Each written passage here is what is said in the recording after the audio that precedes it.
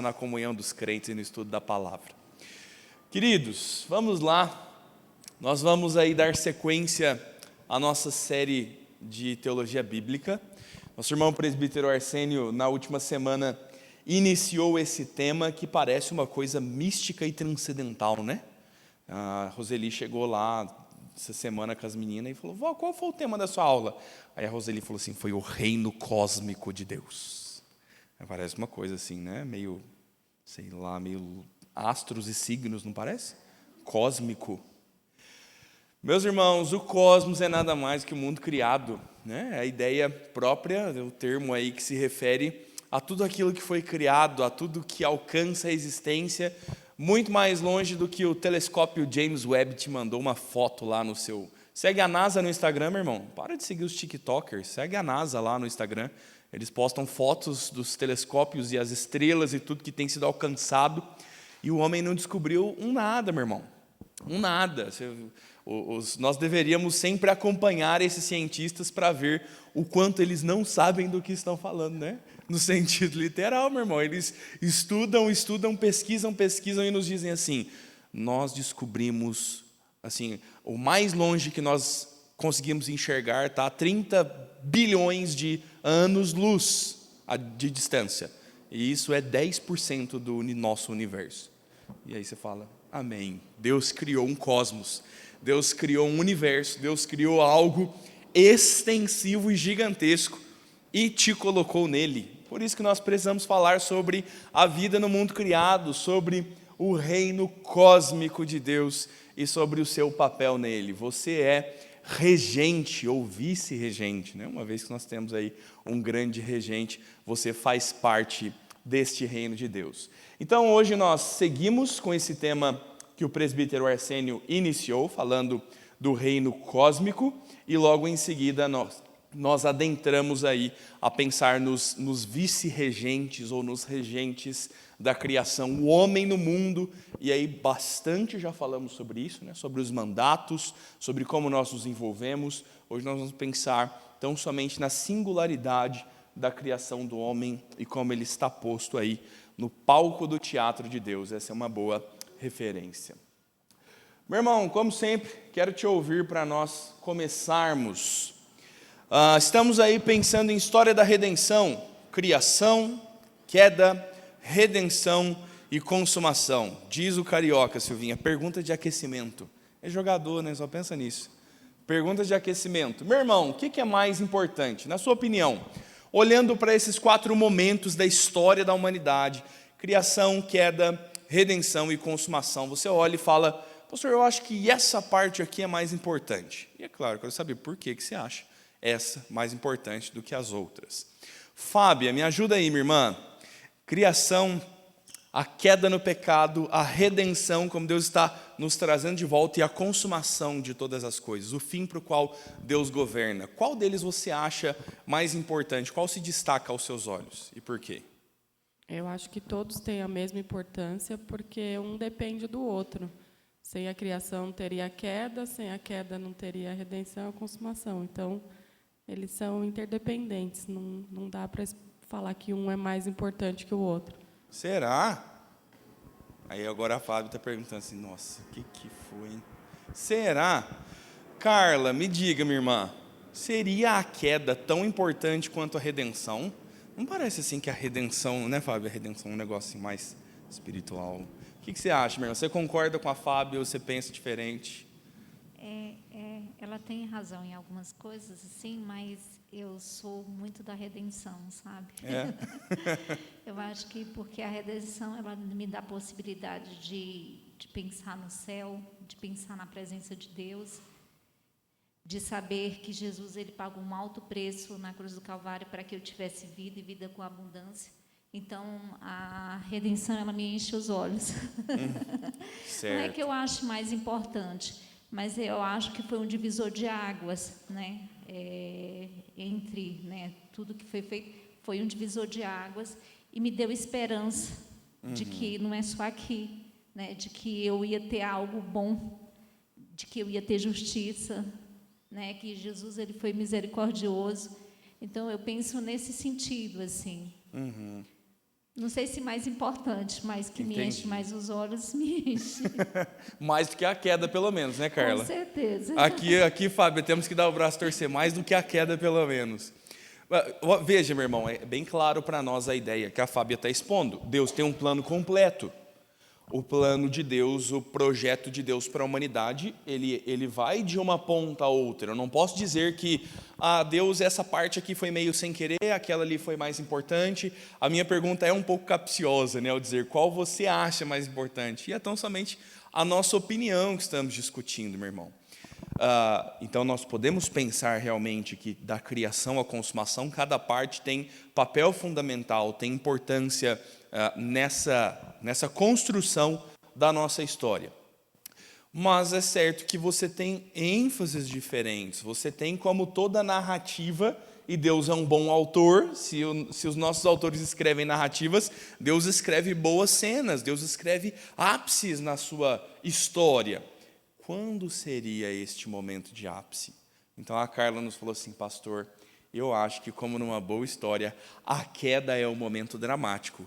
E a redenção é a grande salvação. É quando você fala, uau, Deus veio e Deus nos resgatou do pecado e o Senhor nos livrou e nós alcançamos o ápice. E era isso que eu esperava ser mais natural, que os irmãos pensassem, que a redenção é o ápice. Mas deixa eu lhe questionar um pouco mais, meu irmão. Já assistiu uma série de TV, um filme ou uma novela? Quer dizer, meu irmão, deixa eu me corrigir, me desculpem ter falado novela, um dorama, que agora novela é do capeta e dorama é de Jesus, né? Uns dorama aí, meu irmão. Cuidado. Você assistiu uma história, você leu um livro, que ele chegou num determinado momento e você se encantou com aquele livro, ele encheu o seu coração e você assistiu episódio após episódio, sabe? Você teve um feriado bem no final, você assistiu 8 episódios da série porque você quer saber o que vai acontecer. E aí aquela série termina. E há um vácuo no seu coração, há um vazio interior de, o que será da minha vida agora sem o livro que eu acabei? E você vai procurar e o autor contou que não há nova continuação naquele universo, sabe? Você, meu irmão, que estava assistindo Vingadores, né? Desde lá de 2008, 2006, você está assistindo e aí, de repente, um dia, o Homem de Ferro morre e o Capitão América fica velho. E você fala, o que será de mim agora? Não tem um novo filme para esperar. Sabe essa sensação de vazio, meu irmão? Mas já acabou, mas já foi. Por que eu estou pensando sobre isso contigo?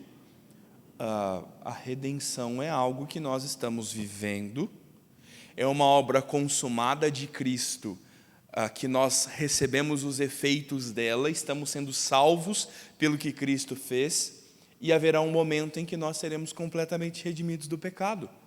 Nós estamos no ápice agora, Cristo venceu a morte, venceu o inferno e Satanás, e todas as coisas agora vão descer um pouco mais à conclusão e vão se encerrar na consumação. Você chega na Nova Jerusalém e você fala, a terra era tão mais emocionante, a gente pecava e Jesus nos salvava. Sabe aquela sensação de que o ápice já foi? Não seria a consumação também algo de extremo valor e importância? Então pense, meu irmão, por que instigá-los a pensar sobre isso? Olharmos a história da humanidade, olharmos o que Deus está fazendo com a humanidade, você se localizar bem nessa história, você entender cada parte dela, e veja que nós estamos nas nossas aulas ainda pensando na criação. Nós estamos falando sobre como Deus fez todas as coisas e o propósito delas. E você precisa ter uma visão clara do todo, para entender a importância da queda, entender como o pecado não foge do desígnio de Deus, porque Deus tem uma redenção adiante.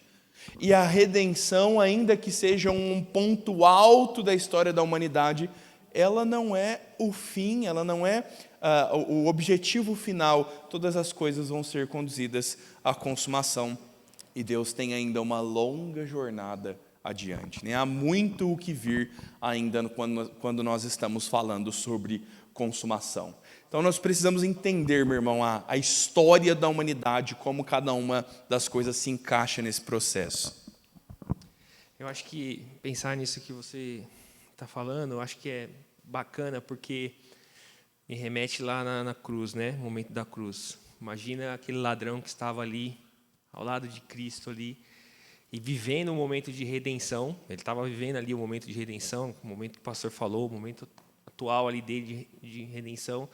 E Cristo olha para ele e fala assim: amanhã, hoje estará comigo no paraíso. Então, eu acho que a consumação eu penso a consumação como ápice.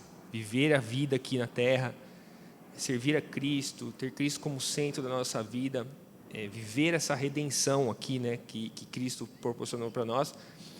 E quisera Deus para nós fosse mais fácil, né? Cristo vir para nós e falar assim: ó, hoje você vai estar comigo lá, né, no céu, né? Então fica tranquilo, né? Mas viver esse momento de consumação, eu acho que vai ser algo extraordinário para a vida de cada um que serve a Cristo, né? Boa esperança, meu irmão, boa esperança. Se você não entende esse processo, se você não entende o todo, você vai caminhar frustrado, meu irmão. Você vai caminhar cambaleando por aí. Você vai olhar a queda nos olhos, vai olhar o pecado acontecendo no teu entorno, no teu coração, e isso vai te engolir. Agora, se nós entendemos que há uma bela redenção, e que mais do que nos salvar dos pecados, Deus tem algo novo, uma nova criação, isso amplia o horizonte. Isso é como um homem que estava ali vivendo as suas últimas horas de vida e ele descobre que há uma nova vida, né? E é fantástico a abertura dessa porta ali, né? Quando a gente vê o ladrão na cruz ouvindo do Senhor Jesus, o texto que os testemunhos de Jeová distorcem. É hoje mesmo, meu irmão, que estará comigo no paraíso. Então, eu entendo que a redenção, para nós já estamos vivendo ela, nós estamos no ápice. Não é? Porque cada vez que você lembra que você é salvo, a redenção na cruz nos dá uma alegria. Agora, a consumação é um sonho, né? Uma esperança, é um sonho que, então, nós só vivemos sonhando, porque nós estamos num processo, e o processo é para melhor. Então, eu acho que ali a redenção é o que nós estamos vivendo, e a consumação é um sonho, é uma esperança, é uma coisa que nós sabemos também que vamos passar. Então, é uma alegria talvez ainda maior, porque lá não vamos ter nem choro, nem doenças. Então, é isso. Meu irmão, deixa eu te contar um negócio engraçado da minha cabeça adolescente. Eu tinha uma rotina bem estabelecida nos anos em que eu morava com os meus pais, que eu tinha ali dos 10, 12 até os 16, 17. Na virada do ano, eu tinha a perspectiva de uma nova sala de aula, e aí eu ia ter novos colegas, eu pensava sempre como seria a escola, como seriam todas aquelas mudanças, era uma grande mudança. E aí, ao longo do ano, haviam alguns eventos que eu esperava. Você tinha aniversário, acampamento de carnaval. Acampamento de adolescente de carnaval, meu irmão, fantástico, legal demais. E aí você tinha aniversários ao longo do ano. Final do ano, lá em casa, era época de comprar roupa, sabe? Meu pai vendia mais gás, todo mundo assava frango. Meu pai vendia mais gás, tinha um pouquinho mais de dinheiro, era hora de botar um sapato novo no pé. Natal. E depois do Natal vinha algo fantástico, meu irmão. Nós íamos para Cabo Frio.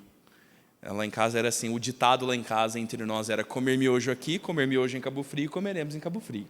A gente precisa da hospedagem e do combustível. E aí, então, pós Cabo Frio, o último dia de praia, era aquele dia de despedida, Cabo Frio até ano que vem, que ano que vem estarei aqui de novo, com certeza absoluta. E aquela expectativa de como será a minha nova turma de escola, e voltava no começo.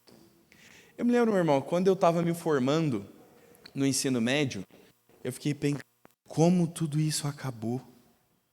Agora eu vou virar o Charles Chaplin naquele filme do Operário. Agora minha vida será uma chata e maçante rotina. E todas as coisas vão ser sempre iguais. E talvez eu nem vá para Cabo Frio mais.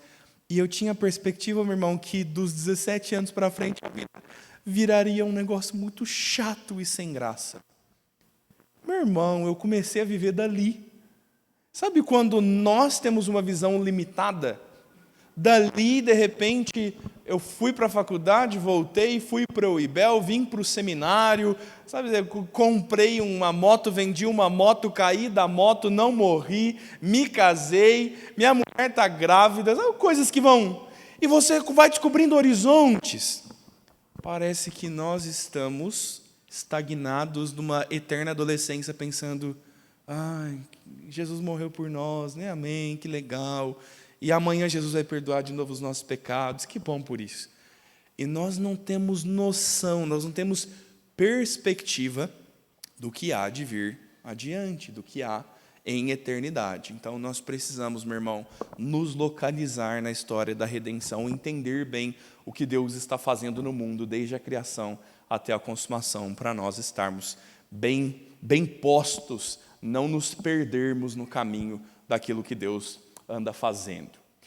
Sendo assim, meu irmão, nós vamos pensar primeiro em duas partes dessa aula. Vamos pensar no propósito e na consumação do mundo criado, na finalidade e na consumação, no desfecho da criação, o que Deus quer fazer com isso. Pense que nós estamos falando sobre a história da redenção. Nós não vamos nos aprofundar nos detalhes ainda da redenção, ou melhor, da consumação, por exemplo. Não falaremos sobre detalhes da consumação dos tempos, mas para entendermos estes pontos na história do mundo criado. Então veja, meu irmão, o reino cósmico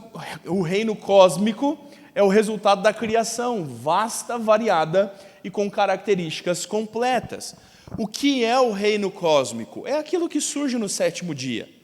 Quando Deus descansa, o fruto do seu trabalho, o resultado de tudo quanto fez o Senhor, este belo, redondo e azul ponto branco e pálido no universo, né?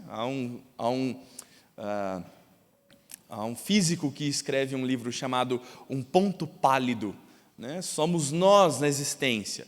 E deste ponto pálido, desta criação, neste lugar Deus está se auto-revelando ao homem, e nós estamos aprendendo a vontade de Deus declarada, a sua glória e comunhão, como falamos mais cedo sobre as razões para a criação. Dei essa aula falando por que Deus os criou, porque Deus queria que nós o conhecêssemos, Deus queria revelar a sua glória, Deus queria ter comunhão com o homem, Deus nos fez por amor, Deus tem as suas motivações.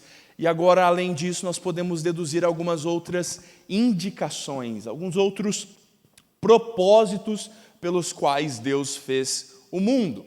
Então, propósitos do reino criado. Um deles, importante para nós, é pensar na lei de Deus que é conhecida.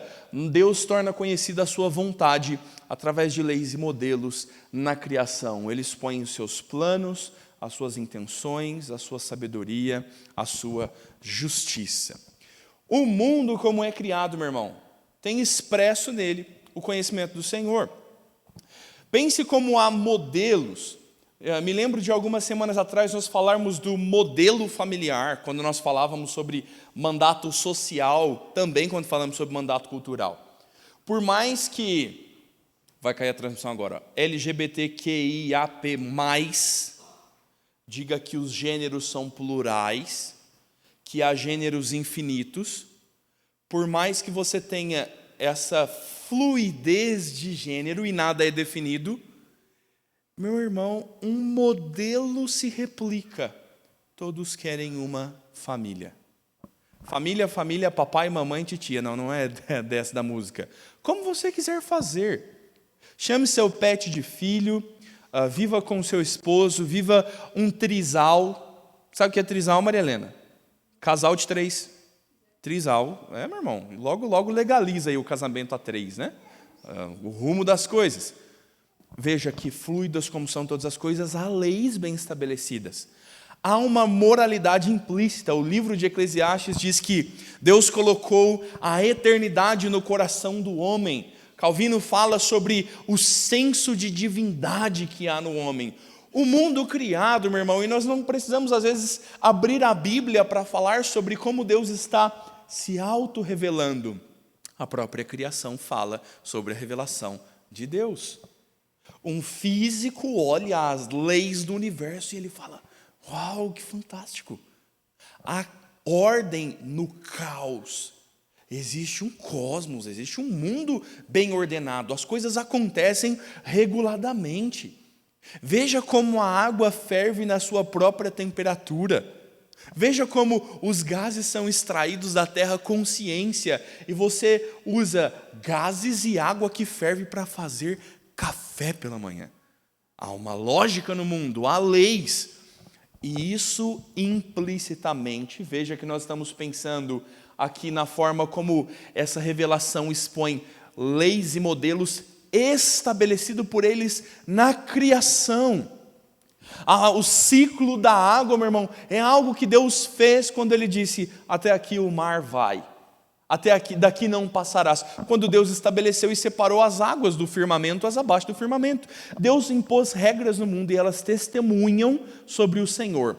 A pergunta que nós estamos respondendo, propósitos do reino cósmico, propósitos do mundo criado.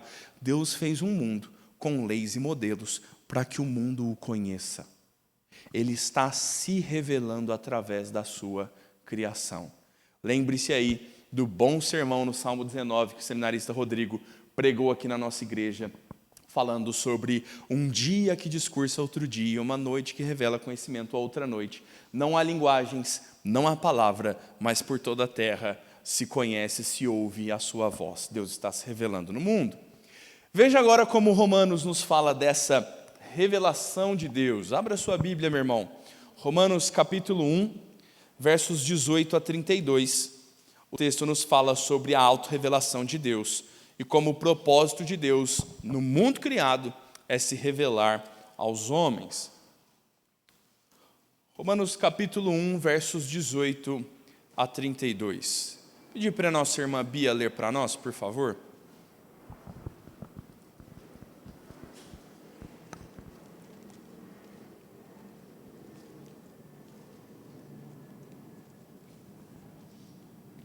Portanto, a ira de Deus é revelada dos céus contra toda impiedade e injustiça dos homens que suprimem a verdade pela injustiça. Pois o que de Deus se pode conhecer é manifesto entre eles, porque Deus lhes manifestou. Pois desde a criação do mundo, os atributos invisíveis de Deus, seu eterno poder e sua natureza divina, têm sido vistos claramente, sendo compreendidos por meio das coisas criadas, de forma que tais homens são indesculpáveis, porque tendo conhecido a Deus, não o glorificaram como Deus, nem lhes renderam graças, mas os seus pensamentos tornaram-se fúteis e o coração insensato deles obscureceu-se. Dizendo-se sábios, tornaram-se loucos, e trocaram a glória do Deus imortal por imagens feitas segundo a semelhança do homem mortal, bem como de pássaros, quadrúpedes e répteis. Por isso Deus os entregou à impureza sexual, segundo os desejos pecaminosos do seu coração, para a degradação do seu corpo entre si. Trocaram a verdade de Deus pela mentira e adoraram e serviram a coisas e seres criados em lugar do Criador, que é bendito para sempre. Amém. Por causa disso, Deus os entregou a paixões vergonhosas. Até suas mulheres trocaram suas relações sexuais naturais por outras, contrárias à natureza. Da mesma forma, os homens também abandonaram as relações naturais com as mulheres e se inflamaram de paixão uns pelos outros. Começaram a cometer atos indecentes, homens com homens, e receberam em si mesmos o castigo merecido pela sua perversão. Além do mais, visto que desprezaram o conhecimento de Deus, ele os entregou a uma disposição mental reprovável para praticarem o que não deviam. Tornaram-se cheios de toda sorte de injustiça, maldade, ganância e depravação. Estão cheios de inveja, homicídio, rivalidades, engano e malícia. São bisbilhoteiros, caluniadores, inimigos de Deus, insolentes, arrogantes e presunçosos. Inventam maneiras de praticar o mal, desobedecem a seus pais, são insensatos, desleais, sem amor pela família, implacáveis. Embora conheçam o justo decreto de Deus, de que as pessoas que praticam tais coisas merecem a morte, não somente continuam a praticá-las, mas também aprovam aqueles que as praticam. Por que o mundo vai tão mal, né? Porque ele não olha para o seu Criador. Perceba como o texto está nos dizendo alguns princípios importantes. O que de Deus se pode ser conhecido é manifesto na criação. Os atributos de Deus, a sua pessoa está revelada na criação. Meu irmão, só um Deus totalmente sábio, totalmente justo, poderia fazer um mundo como ele é. Meu irmão, pense na forma como o mundo acontece. Quem teria sabedoria suficiente para pensar que a água vai evaporar e quando numa determinada altitude e temperatura ela vai se condensar, quando em grande quantidade ela vai agora precipitar em chuva, e como a chuva poderia não acabar e ao mesmo tempo não fazer chover sem que nunca voltasse ao início? Deus vai dizer não, então a chuva vai descer, correr pelos rios, encher os mares e voltar a evaporar. Pense, meu irmão, como o trabalho do homem de entender cientificamente o ciclo da água está demonstrando ao homem que há alguém com inteligência e sabedoria por trás dessas coisas, fazendo ou tendo feito o mundo como ele é. Por isso você vai ouvir bons cientistas falando sobre a ideia de design inteligente. Já ouviu falar sobre isso, meu irmão? Vai lá ouvir os bons homens de Deus falando sobre design inteligente. Eles estão lendo o mundo à luz de um Criador. Eles estão olhando as coisas e pensando: o reino cósmico, o mundo criado, cumpre o propósito de Deus, porque Deus é manifesto, Ele se revela na criação. E qual é o problema da queda que vem após a criação? É justamente o homem não perceber a Deus ou perceber a Deus e não lhe dar glória. Veja que a crise do texto de Romanos é dizer: e o homem é indesculpável, porque tendo conhecido o Senhor. Mas como conhecemos a Deus? Porque Deus revelou na sua criação. Deus expôs a todo homem que acorda numa manhã de domingo e respira fundo e fala: cheiro de terra molhada, que coisa boa, a ordem no mundo. Deus está dizendo: todo homem percebe nas coisas criadas que existe um Criador. E apesar disso, eles não dão glória ao Criador. O que o pecado faz? Ele inverte as coisas. O pecado dá glória à criatura em lugar do Criador. Que coisa terrível! E aí Romanos vai nos dizer que os homens estão prestando cultos a quadrúpedes e aves. Você vai lá no Nepal, lá junto com o Lucas, no começo do próximo ano. Não vou, viu, Lucas? Não vou, meu irmão. Vai nascer minha criança aí, rapaz. Nascer em fevereiro. Ou eu deixo a Sara com recém-nascido de 1 mês. Pode, Silvinha? A Roseli respondeu antes da Silvinha. Vai lá no Nepal com o Lucas. E a turma adora a vaca, meu irmão. A vaca é Deus. Pense quão terrível pode ser isso.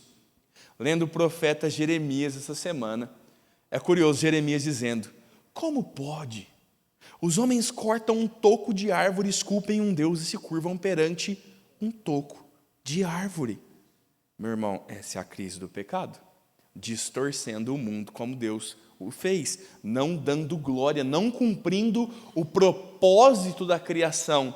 E agora então o texto diz que não dando glória, invertendo a ordem das coisas, Deus os entregou à impureza, e por isso que o mundo é tão mau. O que é redenção? O que é redenção? Voltar-se ao Criador. Deus está nos chamando de volta na redenção e nos ensinando a viver no mundo criado. Continue lendo Romanos, meu irmão. Chega lá no capítulo 3 e aí você vai ver a graça de Deus sendo apresentada ali de forma expressa no capítulo 3. Tarefa de casa, vou deixar para você.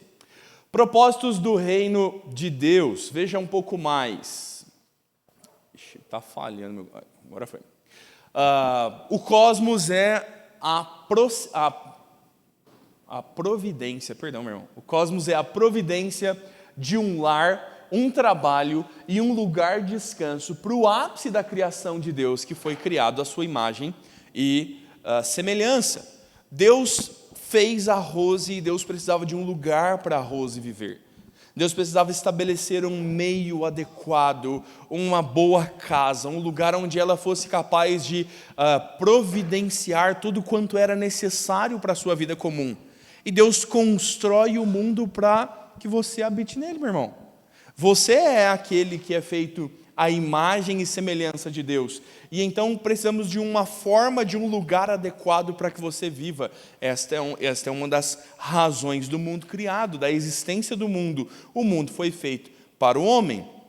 Eu não quero me delongar nesse ponto, nós falamos bastante disso quando falei aqui sobre mandato cultural. Lembre-se lá, se você não lembra, assista lá, está gravado lá no YouTube. Quando falamos sobre mandato cultural, nós nos referimos bastante a forma como o mundo foi feito para o homem e não o contrário, como nós governamos sobre a criação e produzimos da terra. Mas eu queria relembrá-lo e citar um trecho de um livro que é muito fantástico. Se chama Notas da Xícara Maluca. E o autor, como um bom louco aos olhos desse mundo, vai falar da sabedoria bíblica, dizendo como é o mundo criado por Deus e como nós estamos nele. Veja que fantástico, meu irmão. Nathan Wilson diz assim: para mim, é estranho que nos momentos frios, com as minhas bochechas rachadas e com os dentes ressecados, eu esteja mais perto do sol do que estarei no calor de agosto. Tudo se explica com refração e reflexo. Onde estou agora? No alto do meu planeta nativo. Estou inclinado, distante do sol. A distância entre nós é menor, mas estamos tendo problemas de comunicação. A inconveniente atmosfera armazena uma fatia do amor solar e a redução da energia é o bastante para tornar os flocos de neve possíveis. Eu tentei ponderar sobre a bizarrice de nossa posição exata no espaço. Se conseguisse calcular a probabilidade dessa natureza, se alguém conseguisse calcular a probabilidade dessa natureza, então eu gostaria de saber quais são as chances de uma imensa esfera acabar girando em torno de uma esfera flamejante ainda maior, sem despencar dela, pelo menos por enquanto, posicionada exatamente na distância correta, de tal modo que as temperaturas sejam frias o bastante para não nos fazer contorcer como os pelos do pulso perto de uma churrasqueira, e quentes o bastante para não acabarmos como os mamutes surpreendidos com um rápido crescimento das geleiras. Imagine uma geleira rápida o bastante para esgueirar-se e cobrir-se de gelo enquanto você mastigava uma flor. Aconteceu com os mamutes. E o menos provável, o eixo do nosso lar, parecido com uma bola de boliche, estar inclinado, pendendo o bastante para que, de um lado da volta anual, pelo menos onde eu vivo, estejamos tostados e acendidos como fogos de artifício, e no outro, toquemos sinos e esquentemos um pouco de chocolate. Quais são as chances? Alguém sabe? Algum apostador de Las Vegas estaria disposto a me dizer quais são as chances disso acontecer de novo? Ah, meu irmão, como eu gosto desse livro.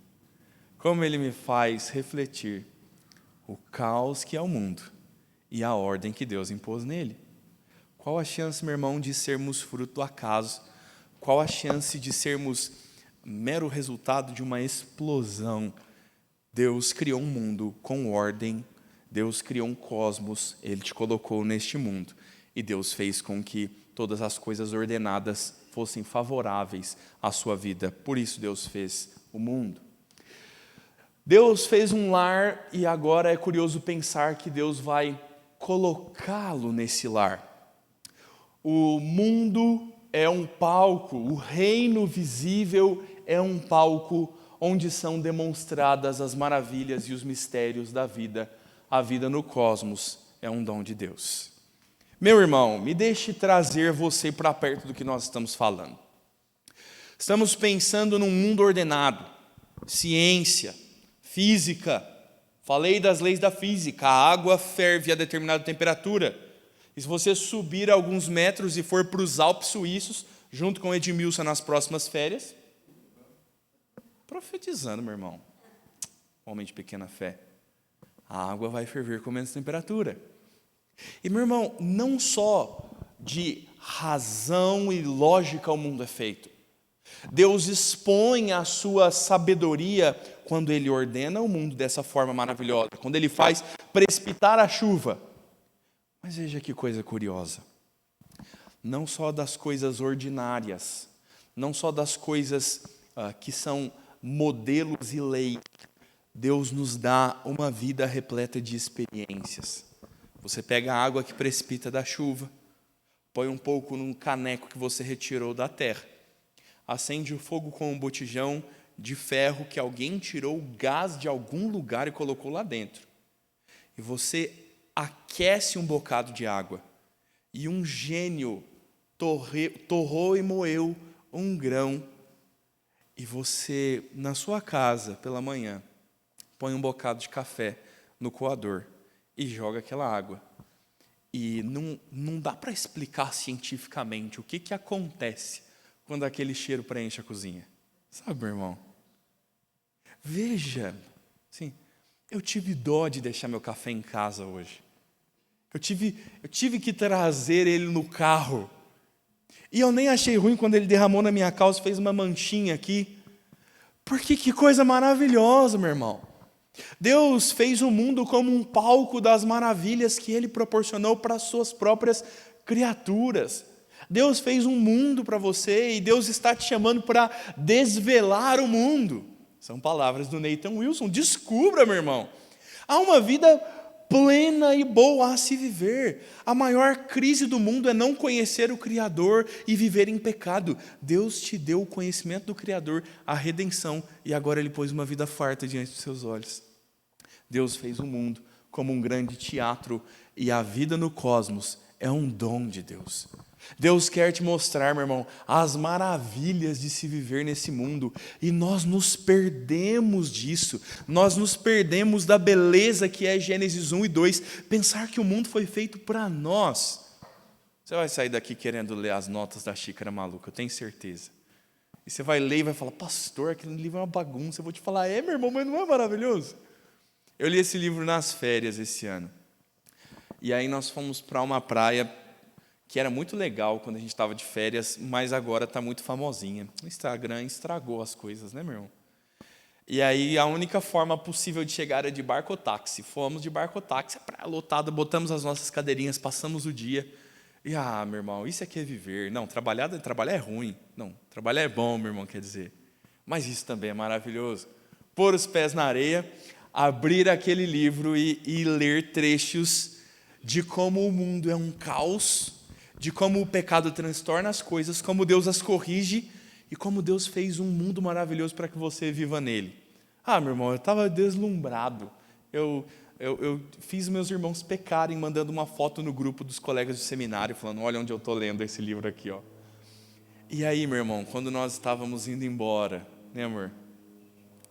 Nós estávamos indo embora, algo terrível aconteceu, meu irmão. Nós juntamos as nossas trouxas, as nossas cadeiras, dividimos as bagagens e o barco vem nos buscar. O barco vem de ré e aproxima da praia a uma distância que você fica com a água na cintura. E o meu pai subiu primeiro, para que ele puxasse as moças, a minha mãe e a Sara em seguida, e eu atrás como um bom farofeiro, com 4 cadeiras e uma mesa em cima da cabeça, assim, ó, com a água na cintura. E nós estávamos ali entrando no barco, e por uma falha de comunicação, meu irmão, porque o mundo não é um jardim colorido tão somente, o barqueiro se afastou um pouquinho mais da praia para manobrar o barco. E nós demos alguns passos a mais e a água subiu até o meio do peito. E tudo bem, uma praia calma, tranquila, não tinha risco de afogamento. De afogamento não, meu irmão. Mas até que quando a gente estava assim, próximo da escadinha já, em poucos segundos o barco levantou assim quase 1 metro de nós. E por baixo do barco se revelou uma onda. feito por Deus e colocado naquele lugar, naquele momento. E eu, meu irmão, por ser um menino, né? Que o menino gostava de ir para Cabo Frio, você aprende que você tem que correr em direção à onda e não fugir dela. E eu corri, pulei bem alto, e eu quase não engoli água, só um pouco pelo nariz. Mas quando eu olhei para trás, será que o arrebatamento seria verdadeiro e Deus havia arrebatado naquele momento Sara e Sílvia? E eu descobri que não, meu irmão, porque eu vi uma mão para fora segurando uma bolsa assim.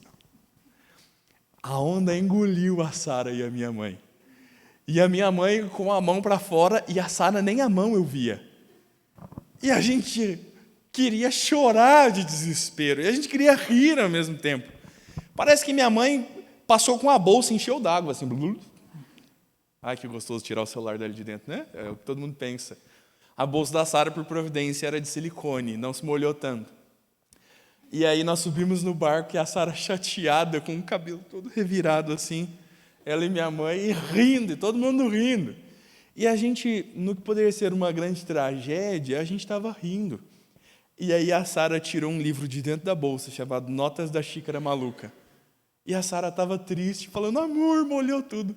E eu estava rindo, falando, amor, molhou tudo. Porque a vida debaixo do sol é boa, meu irmão.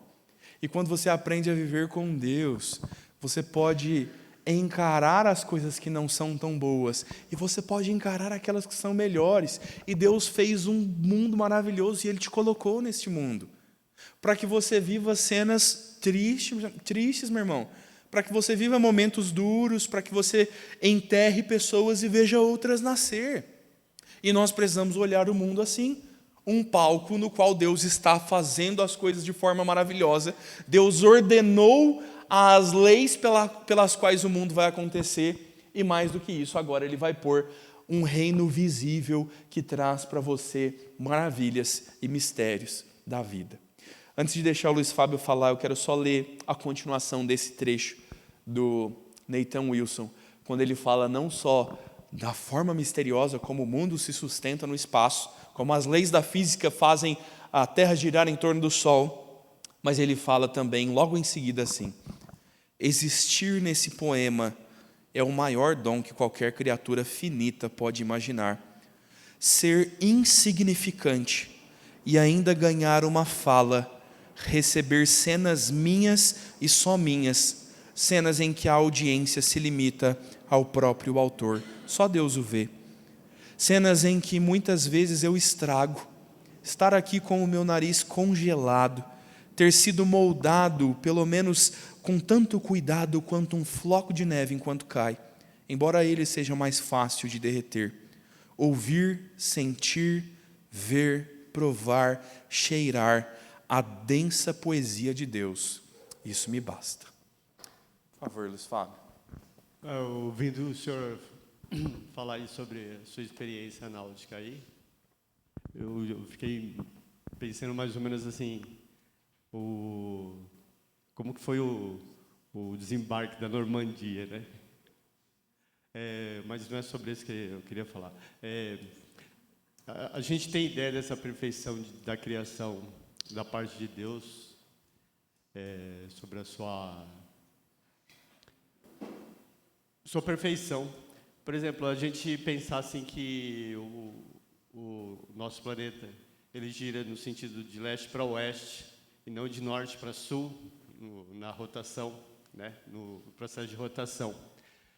Porque imagine, porque o sentido leste-oeste proporciona esse equilíbrio para o planeta.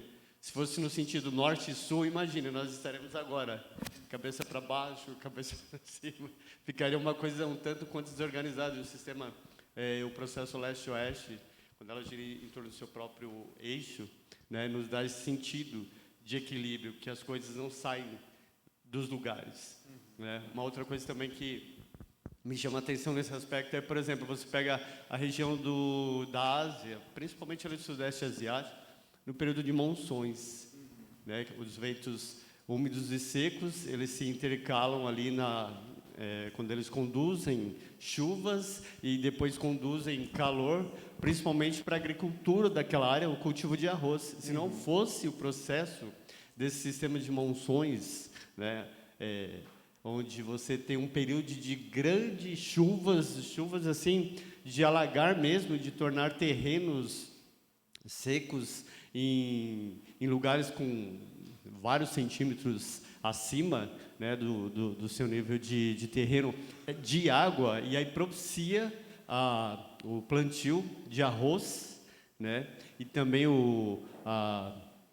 esse processo e outros processos de agricultura, e depois essa água se esvai e vem um período seco, né, onde há o preparo da terra, etc, etc. Então, a gente olhando todos esses processos, a gente começa a imaginar assim, né, como que a nossa mente está aquém da perfeição de Deus, né? Sim. Sobre aquela primeira pergunta que o senhor fez no início, né, eu fico entendendo assim, né, que se eu valorizo somente a criação, eu menosprezo o ato perfeito de Deus no aspecto quando houve a consequência da queda, né? E consequentemente a redenção e depois a consumação.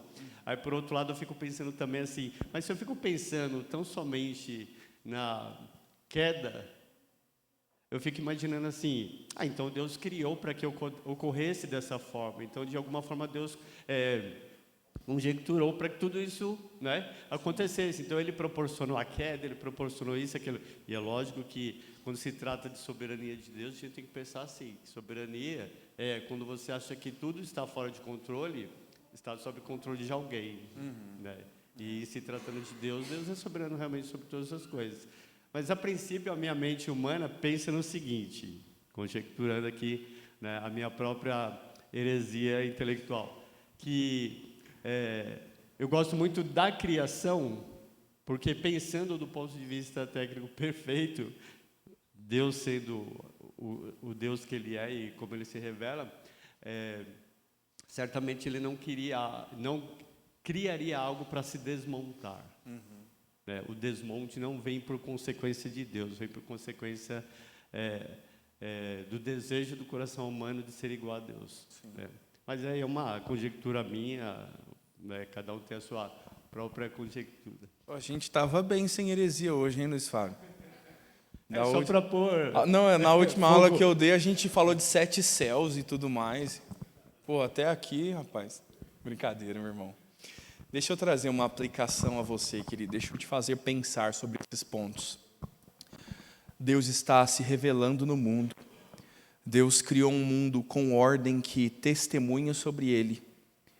E estes moldes, padrões, leis que existem no mundo, eles estão te conduzindo a viver no palco que Deus criou. Eles estão te conduzindo a uma vida, a experiências, ao conhecimento de Deus. Quanto a sua vida é assim, meu irmão? Quanto você tem enxergado as coisas que te sucedem como resultado da criação do Senhor? Como resultado de uma lei que rege o mundo, e às vezes esta lei é dura, meu irmão. A lei que rege o mundo, a forma como as coisas acontecem, diz que pela entrada do pecado no mundo há morte. Quão terrível é lidar com a morte. Quão terrível é lidar com as nossas doenças, com um outro ser que não reconhece o Criador e vive de forma impiedosa e peca contra você e te assalta. Quão terrível é viver um mundo assim. Mas isto só não se resume o mundo. Quanto Deus está presente nessas experiências, quanto Deus está construindo uma história e está pondo você para viver cenas dessa história. Quanto as suas alegrias e as suas dores compõem aquilo que Deus está construindo na sua vida. Deus, meu irmão, na história da humanidade está te tratando individualmente. Quanto você vive perante o Senhor. E a falta da nossa percepção sobre isso vai nos fazer não entender a razão pela qual nós vivemos. Vai nos fazer viver eternamente resmungando as ondas que quebraram na nossa cabeça, quando nós poderíamos aprender com elas, dar glória a Deus por elas, dar glória a Deus por coisas tão terríveis quanto a morte. Deixa eu te contar mais uma história. Quando meu avô faleceu, e foi a única pessoa, meu avô e bisavô foram as únicas pessoas que eu perdi próximas do núcleo familiar. E aí, quando meu avô faleceu, foi muito ruim. Trabalhava com ele, andava com ele o tempo inteiro, convivia muito, muito com ele. E aprendi muito com ele. E aí, no velório dele, a gente tinha momentos de alegria, de muito choro, e momentos de muita tranquilidade, né? Momentos de dor e momentos de alegria. E aí, num desses, um rapaz encostou na beira do caixão do meu avô, e ninguém conhecia ele. E ele falou aos prantos, dizendo assim: eu devo tudo que eu tenho a esse homem. Aí alguém já falou assim: ixi, gente, tira esse doido daí, ninguém sabe quem que é esse cara. E ele falou assim: há tantos anos atrás, quando eu trabalhava no hotel tal, o seu Dito foi lá trabalhar de pedreiro, e eu fui ajudante dele. E durante toda aquela obra ele foi me ensinando tudo que eu sei fazer. E no final dessa obra eu decidi sair do hotel e me tornar pedreiro. Eu era só um faz-tudo lá e eu decidi me tornar pedreiro. E o seu Dito que me treinou. E assim eu construí a minha casa, eu edifiquei a minha vida, eu criei os meus filhos, eles estudaram, cresceram. Toda a minha vida foi sustentada financeiramente pela minha profissão que eu aprendi do seu Dito. Então eu queria agradecer a toda a família aqui pela oportunidade de poder falar sobre isso e tal. E meu irmão, como pode, né? Na morte, num lugar que é desesperador para tantos, a gente estava rindo e falando sobre a bondade de Deus. Deixe Deus fazer isso com você, meu irmão. Passe a olhar o mundo com o que Deus está fazendo. Entenda que é parte da obra do Senhor, é parte daquilo que Deus está construindo o mundo. Você é parte disso. Como é que você tem encarado aquilo que está ao teu entorno? Será que você está pensando que nada faz sentido e o mundo é um grande caos e desordem? É isso que o Nathan Wilson faz na nota da xícara maluca que você vai comprar e ler agora, meu irmão. Ele chama o livro assim porque ele diz: parece que às vezes a vida é como uma xícara maluca. Sabe aquele brinquedo mesmo do gira-gira? E você está dentro de um brinquedo e ele gira rapidamente. E enquanto a sua xicrinha está girando, ela está girando em torno de outras. E às vezes parece que elas vão bater, mas elas nunca batem. E aquele giro todo te causa um desespero e dá um medo. E as mesmas coisas que te desesperam e te dão medo, te fazem rir e se emocionar, e você se diverte. E ele fala: parece que nesse caos completo, a gente se apavora e se diverte. As sensações às vezes são um pouco ruins, mas elas são sempre boas também. E parece que tudo isso é uma grande bagunça. Mas tudo gira ordenadamente sobre um grande prato, e no final das contas tem um homem nas máquinas, dirigindo tudo. Deus fez o mundo com ordem, meu irmão. Te colocou aqui para você viver aquilo que Deus te chama para viver no palco que Ele mesmo estabeleceu, e nós, como sua criação, precisamos olhar o mundo assim. Quanto a criação nos ensina a viver na vida diária. Precisamos pensar sobre isso, meu irmão. Por fim, podemos pensar na consumação do reino cósmico de Deus. Falamos aí, o presbítero Arsênio citou na semana passada sobre a natureza desse reino, sobre outras características, nós olhamos o propósito, e agora nós podemos olhar um pouco mais à frente sobre a consumação de todas as coisas. Essa não é uma aula sobre Apocalipse, meu irmão, quero só te dar um parecer sobre Deus criou o mundo e o que Ele quer com este mundo, qual é a finalidade deste mundo.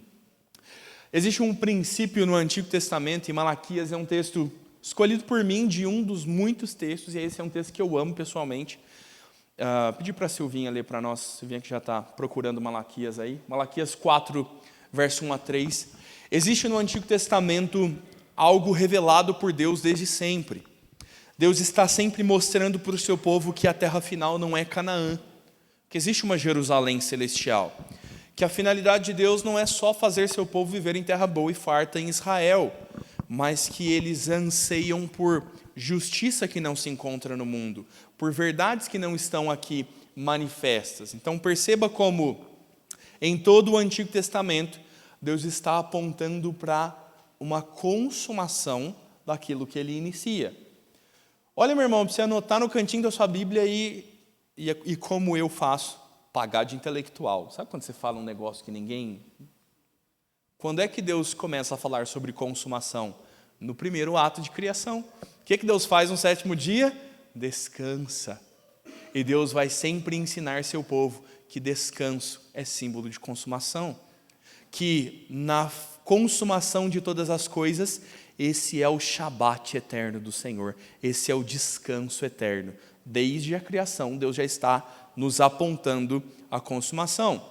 Deus vai fazer isso nas suas leis, Deus vai fazer isso por meio dos profetas, Deus vai fazer isso na nação de Israel, isso vai se estender por todo o Novo Testamento, Deus nos apontando o descanso eterno, a Jerusalém celestial, como diz o livro de Hebreus, a qual Moisés e Abraão ansiavam, uma cidade da qual Deus é o construtor, Deus apontando uma finalidade. Olha como Malaquias fala, esse texto escolhido é o meu bel prazer, meu irmão, um dos textos que falam, e eu escolhi esse porque tem muito apreço.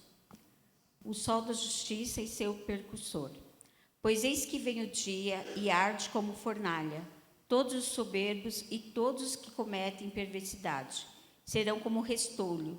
O dia que vem os abrasará, diz o Senhor dos Exércitos, de sorte que não lhes deixará nem raiz, nem ramo. Mas para vós outros que temeis o meu nome, nascerá o sol da justiça, trazendo salvação nas suas asas. Saireis e saltareis como bezerros soltos da estrebaria. Pisarei os perversos, porque se farão cinza debaixo das plantas de vossos pés. Naquele dia que prepararei, diz o Senhor dos Exércitos. Meu irmão, como eu gosto desse dia. O sol da justiça vem brilhando como a luz da aurora até ser dia pleno. Deus dizendo para o seu povo que haverá um dia em que Ele fará destruição aos ímpios e aos perversos. Veja, Deus apontando para o seu povo uma consumação. Deus dizendo para eles sobre uma esperança que é muito além da terra de Canaã. E o Senhor dizendo que este é um dia que vem brilhando como o sol da justiça, como um sol que ilumina todas as coisas, que consome as maldades deste mundo e traz à tona a justiça de Deus. E Deus fala, este é o dia que eu preparei para vocês. Neste dia vocês sairão como bezerros soltos da estrebaria, como animaizinhos que estavam presos e doidos para correr num campo ensolarado. E vocês sairão, e vocês saltarão, e vocês se alegrarão. Deus está nos apontando uma nova perspectiva. Deus está dizendo para os adolescentes, pensando que a vida adulta é monótona, dizendo, espera meu filho, você nem sabe quanta coisa eu tenho por fazer. Veja que a consumação é um princípio revelado no Antigo Testamento que vai nos ensinar a viver sobre a terra, mas nos apontando sempre a um fim para todas as coisas.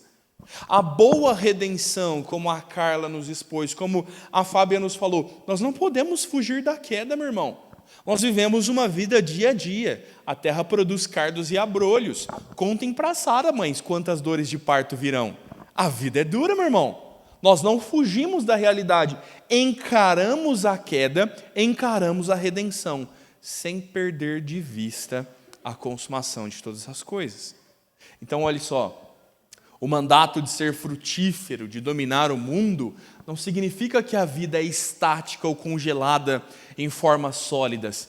A humanidade deveria envolver-se na descoberta, revelação, descobrimento das propriedades, das substâncias, na força das leis que Deus embutiu no seu reino criado. Você está vivendo uma vida de descobrir o Senhor, de experimentar o Senhor, de fazer parte de tudo quanto Deus fez, se envolver na criação. Pense lá no mandato cultural que nós falamos, pense no mandato social, produzir da terra, crescer e multiplicar-se. Joia, meu irmão, fantástico. Mas entenda, afinal, que a consumação do reino nos leva a um processo da qual a consumação é o final. O reino nos diz que há um começo, um meio e um fim para todas as coisas. E é difícil pensar no fim para nós, porque nós ainda estamos no meio. Às vezes é difícil para nós olhar o resultado dessas coisas. A queda do homem, as suas consequências, influenciam nesse processo que ainda continuará.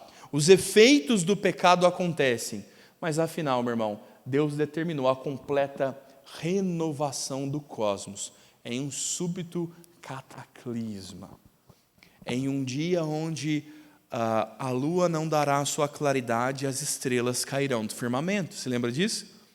os montes se desfarão, diz o profeta Isaías. Num dia em que Deus refará a sua criação.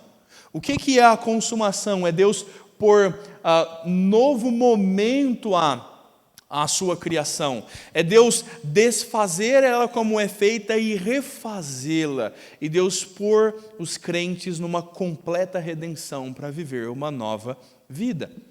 A consumação, meu irmão, pensar na consumação no mundo é a forma como Deus restaurará as leis e a ordem que o pecado destruiu.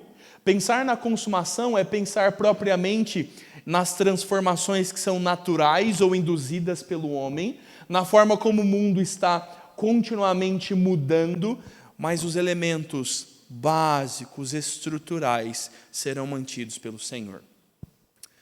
Meu irmão, este mundo se desfará no final das contas. O fim do mundo é real, não a sua extinção, o fim do mundo como conhecemos. Quando estamos falando sobre criação, estamos pensando que a consumação é uma nova criação. O que é que Deus vai fazer na prática? Desfazer o mundo e recriá-lo. Deus irá recompor o mundo de forma perfeita. Não como o Éden foi simplesmente, não como o mundo é hoje. Algo novo feito a partir do mundo que nós vivemos. Qual a chance de pensar, e já discutimos bastante sobre isso, que a nossa vida na eternidade será uma vida espiritual?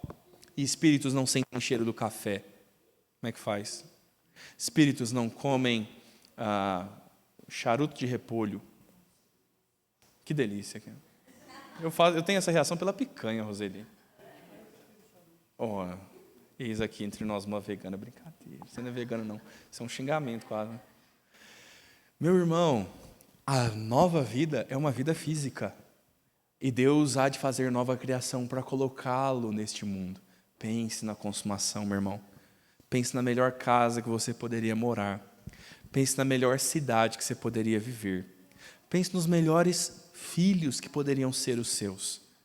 Pense no melhor trabalho possível e imaginável. Pense no melhor clima. Pense nas melhores roupas. Pense no melhor culto. Pense nas melhores músicas. O céu é muito mais do que isso, meu irmão. A consumação de todas as coisas é a promessa de Deus de fazer todas as coisas novas. Afinal, redenção não é o fim, e sim a consumação. A redenção é o meio pelo qual a consumação virá. Não pensando em coisas que se sobrepõem, porque sem redenção nunca haverá consumação, mas nós não devemos pensar nunca que nós estamos no ápice e que daqui para frente é só terminar e tomar um pouquinho de sopa com os anjinhos no céu. Outro dia eu conversava com uma irmã e quase um aconselhamento virou a nossa conversa. E ela estava me falando sobre o seu medo de morrer, sobre o quanto ela não queria morrer, ela não queria deixar essa vida, e ela gosta muito de viver. E eu falando sobre o céu, meu irmão, e nessa perspectiva de céu. Um mundo maravilhoso, meu irmão, e algo parecido com o nosso mundo, porém diferente do nosso mundo, porque é perfeito de uma forma fantástica, que nós não temos comparação a fazer, não há comparação. E eu falando, minha irmã, como você pode preferir isso? E ela falou, pai pastor, o céu é muito chato, e a gente vai ficar lá, e os anjos, e os pastos verdes. E eu falei, que texto bíblico você está lendo isso, minha irmã? Você vai passar o dia sentada embaixo de uma árvore, comendo maçãs e cantarolando com os anjos, tomando, sabe assim, tocando as suas harpas, entendeu? Tomando um suco de laranja. Eu nem gosto assim de suco de laranja. Queria uma carne, no céu não vai ter morte. Essa é a crise dos crentes. Meu irmão, o céu é tão maravilhoso para nós.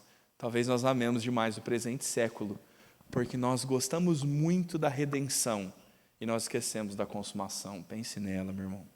Deus criou as coisas por um propósito, e um dos propósitos da sua criação é a consumação. Precisamos pensar com verdade e profundidade a respeito disso. Meu irmão, quero iniciar um segundo tema que não tenho certeza se terminaremos, mas se não, a partir da semana que vem, o presbítero Arsênio dá sequência, eu estarei lá na Bereia. Irmãos, neste mundo, neste palco, quem somos nós? Somos vice-regentes da criação. Somos aqueles que Deus colocou para cumprir mandatos, para dominar sobre a criação, para regê-la. E nós entendemos desde já bastante sobre esses papéis, bastante sobre o que devemos fazer no mundo. Mas algumas questões ainda são necessárias, ou pelo menos algumas distinções. Quebrei o controle aqui, irmãos. Irmãos, me respondam enquanto eu ajunto as peças. Que diferença faz entre Adão e o restante da criação? Ensino que nós já damos, viu, meu irmão? Já demos. Qual a diferença, meu irmão, entre Adão e o restante da criação? A ordem.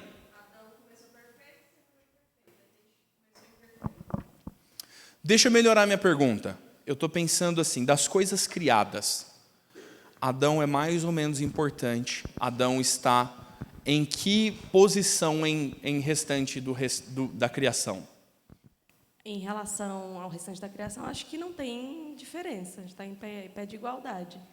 Tá. Então, Irmãos, quem concorda? Quem discorda? Por que sim, por que não? Vai lá, Osmar, nos ajuda aí, meu irmão. Ajuda aí, por favor, querido. A Carla falou. Auxiliadora idônea. É o representante federativo da criação, da humanidade. Chamou na teologia. Representante federativo. Se o seu representante federativo entra em guerra contra o Paraguai, o que acontece com você, Jorge? Seu representante federativo hoje é quem? O presidente Lula. Que fosse o Bolsonaro, tá tudo bem. Nós estamos pensando no cargo. Se ele entra em guerra contra o Paraguai, o que acontece contigo? Você é convocado? Ser convocado, rapaz. O que mais vai ser convocado? Todas as coisas, mas se os teus animais, o teu cachorro, a tua casa, qual a responsabilidade das tuas coisas e a sua responsabilidade? Quando se distingue você e todo o restante da criação quando há um chamado, uma decisão a ser tomada como essa? Não, mas nesse caso aí eu que sou o responsável. Você que é o responsável. Qual a diferença entre o homem e o restante da criação quando o homem é o representante? Qual a diferença entre o homem e o resto da criação? O restante sofre também? Como? O restante também iria sofrer de alguma maneira? Também, mas não é bem por aí que eu queria ir. Obrigado, meu irmão. Pergunta difícil, hein? Difícil não, eu que estou fazendo ela ser difícil. A minha ideia, irmãos, é por que o homem é o representante? Por que o Jorge tem responsabilidades que outros não têm quando ele é chamado pelo representante? Como que o homem em relação a todo o restante da criação é diferente? Por que o homem é o representante? Porque ele foi criado por Deus de forma distinta do restante da criação. Então, com todo o zelo, a Cássia aqui, né? Está chegando agora, né, meu irmão? Tá chegando. Não, nós vamos comer muito sal juntos ainda. E veja como Deus vai fazer o homem diferente de todas as criaturas. Nós pensamos, falei que esse é um assunto que nós já falamos, porque pensamos sobre isso lá, quando falamos no mandato cultural, de como o homem deve dominar sobre a criação. De quando o Jorge, quando é convocado para a guerra, lá na quarta chamada, né, Jorge? Que primeiro manda os meninos, manda o soldado, manda os meninos, depois eu mando o Jorge. Deixa o Jorge conduzindo a igreja aí, nesse período, tá bom? Não. Querendo fugir da guerra, né, rapaz? Por que outras coisas não têm a responsabilidade que o homem tem? Por que os animais, por que o restante da criação não é tratado como o homem? Porque há uma ordem explícita de Deus ao homem, dizendo domínio sobre a criação. O homem é criado de forma diferente, só ele traz a imagem e a semelhança de Deus em si. Então, quando a Bíblia vai nos tratar como vice-regentes da criação, quando a Bíblia vai falar sobre nós de forma distinta da criação, precisamos entender que o palco as luzes do palco estão em nós, que Deus está tratando com pessoas específicas, que nós, sendo postos nesse mundo, Deus tem questões a tratar conosco. Deixa eu ver se vai ter que comprar um novo aqui. Ó. Vai não, meu irmão, está funcionando. Oi. Para nós, seres humanos. Estou falando, Jorge, o problema é a minha pergunta, não é a resposta de vocês. Não. Já estava se revelando mãe de pet, a Cássia ali, ó. Tem uma gatinha na casa, não tem? Um gato. Já estava dizendo que chama o gato e a menina de filho, os dois, né? Então, de certa forma, até neste ponto, né, entre Adão e Eva e nós, eles são nossos representantes federativos. Agora eu sempre pergunto, a resposta do Ismar faz mais sentido ainda, né? Eles são nossos representantes. Vale-nos pensar que as ordens dadas a eles são dadas a nós, que a forma como eles foram criados, nós somos criados, que a forma como eles pecaram, nós pecamos, como eles foram redimidos por um cordeiro morto na misericórdia de Deus, nós somos redimidos por um cordeiro morto na misericórdia de Deus. Então, vice-regentes, como Adão e Eva lá fizeram, nós continuamos fazendo, e nós dominando sobre a criação, nós regendo, gerenciando a criação. Afinal, meu irmão, a vice-regência em algumas questões que nós podemos pensar, alguns destaques para nós relembrarmos por que dessa diferença. Veja as falas de Deus sobre Adão e Eva quando são criados. Perceba, Deus vai dizer, revelando, façamos o homem à nossa imagem e semelhança. Há um longo estudo, e aí essa é a parte que eu não gostaria de fazer na EBD, porque eu acho que perdemos a razão de fazê-la. Há um longo estudo sobre a gramática hebraica, sobre como as palavras são usadas, os verbos e os detalhes do texto hebraico são usados. E nós podemos trazer para você, meu irmão, só o copo de laranja espremidinho para você beber, né? Nós deixamos a bagunça, a molhadeira, o moedor e as cascas lá na cozinha.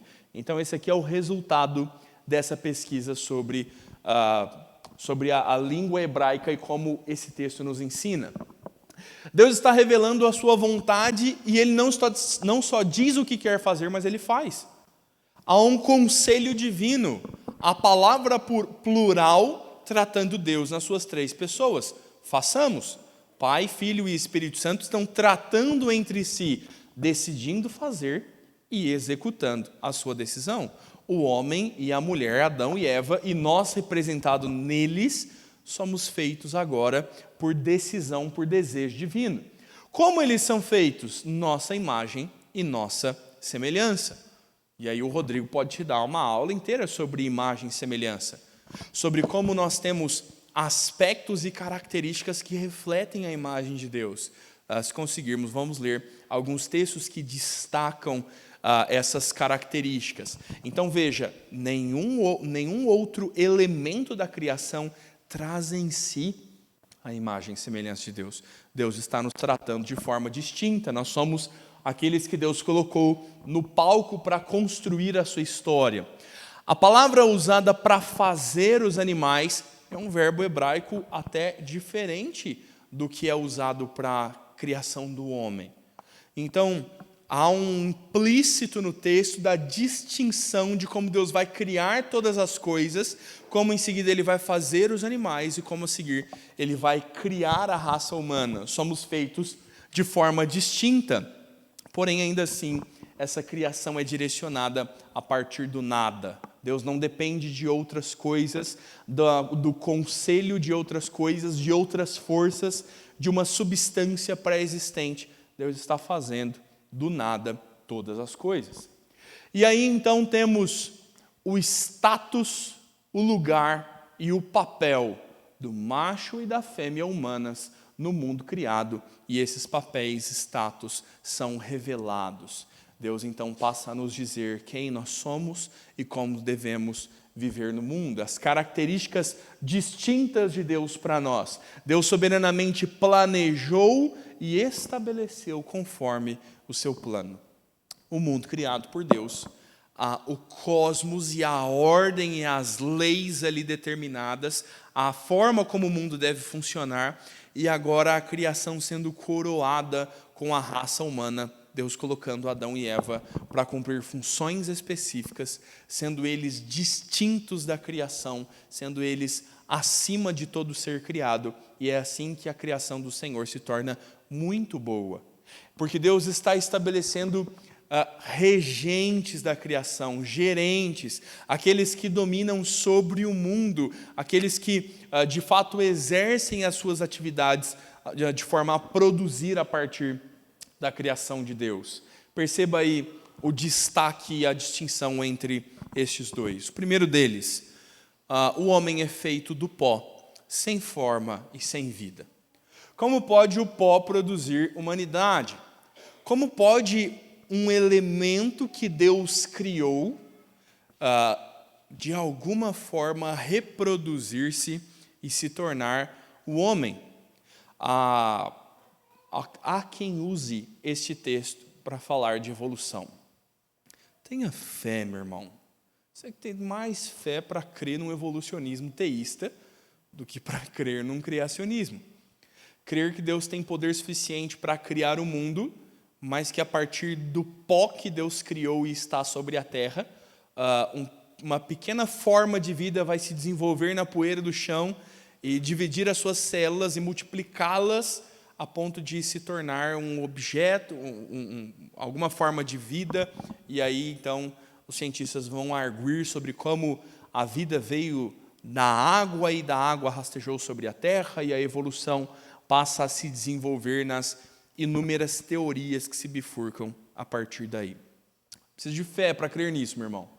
Se nós podemos olhar pela Escritura, se o nosso modo de interpretação não é ter um parâmetro externo e tentar interpretar Gênesis 1 e 2 por esse parâmetro, mas se o nosso objetivo é ter a Escritura e a partir da Escritura avaliar os conhecimentos que vêm de fora, nós podemos dizer que Deus fez o homem do pó, sem forma e sem vida. Deus tomou do pó para fazer o ser humano, ele molda o pó e ele não sora, ele sopra. Deus sopra vida às narinas do homem. Em que momento da criação a Bíblia nos detalha algo assim? Deus formar com as suas próprias mãos. Em que momento a Bíblia fala sobre os cachorrinhos fofinhos e bonitos como são, Deus soprar-lhes vida? Deus está criando o homem de forma diferente. A humanidade é feita de uma condição diferente do homem. Isso faz o homem ser vivente. O homem passa a viver a partir do sopro de Deus. A forma como a palavra vai destacar isso nos mostra que Deus transformou em uma atividade dupla o homem em criação singular, formando-o do pó e soprando nele a vida. Nenhum outro na criação age assim. Como surge a mulher e de onde vem a mulher? A sua ajudadora foi tomada da sua costela. Mais uma vez, Deus, por conta própria, toma algo que jamais poderia tornar-se humano. Deus cria a mulher a partir de uma parte do corpo de Adão, e não há como isso por si mesmo se tornar a humanidade. E o Senhor, então, está mais uma vez estabelecendo a criação de uma forma única. Deus está realizando outro milagre da criação. Deus indicou uma comunicação íntima e singular entre Adão e sua ajudadora. Não é inédito para nós quando a Bíblia chama homem e mulher de mesma carne.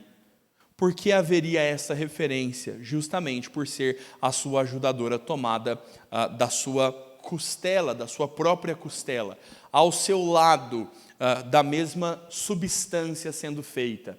Então perceba, eles eram a mesma carne e sangue, mas diferentes nos elementos escolhidos por Deus para formá-los. Como nós temos os vice-regentes, então, aqueles que são chamados por Deus de uma forma diferente, criados a partir de elementos diferentes, dados a eles capacidades que outros não têm, imagem e semelhança de Deus, para que então eles conduzam a vida no mundo em que Deus criou, à luz daqueles mandatos que aprendemos, produzindo da terra, relacionando-se com Deus, relacionando-se com o seu próximo. O homem e a mulher vão ser aqueles que vão desenvolver a vida à luz deste palco que o Senhor cria nesse contexto que Deus os faz. Irmãos, temos 5 minutos ou terminamos? Que horas são aí, por favor? 11h01. Então, vou parar aqui e vou deixar para o presbítero Arsênio a partir daqui. Esses textos que nós leríamos e que o Arsênio lerá com vocês na próxima semana estão nos mostrando que a humanidade não é o resultado de um evento de eras, é algo intencional. Esses textos vão nos falar como é que Deus está criando o homem e mulher e como Deus está os pondo no mundo para viver os propósitos da criação, como eles são vice-regentes dessa criação. E aí nós temos referências disso em Moisés, Davi, Isaías, Malaquias, no apóstolo Paulo e em muitos outros contextos, tá bom? Então, a partir da semana que vem, nós continuamos, nós expomos ainda um pouco mais destes temas. Vou estar lá na congregação Bereia.